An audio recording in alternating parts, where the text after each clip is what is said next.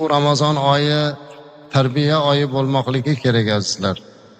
Endi azizlar, roza tutishdan ko'zlangan eng oliy maqsadni hech ham unutmasligimiz kerak. Roza tutishlikdan maqsad eng birinchi taqvoni ziyoda qilishlik azizlar. Taqvo ziyoda bo'lmas ekan, rozadagi maqsadni hosil qila olmayapmiz. Shuning uchun rozadan avval niyatni yaxshilash kerak.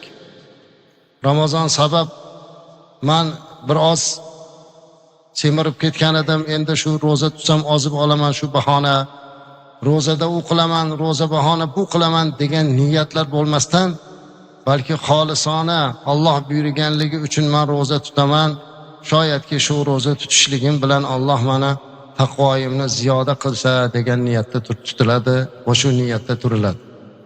Shuning uchun biz har kuni o'zimizga bir insof nazari bilan qarab, bizning xulqimizdan nima o'zgaryapti, mana buni imtihon qilib borishimiz kerak.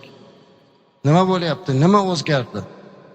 Ozgina bo'lsa ham Allohdan qo'rqishlik, ozgina bo'lsa ham odob va axloqimiz yaxshilanishligi, insonlarga nisbatan qalbimizda hurmat va ehtirom, muhabbat, Rasulimiz alayhissalatu vassalamga muhabbat, u zotning ummatiga muhabbatlar paydo bo'lyaptimi yoki yo'qmi?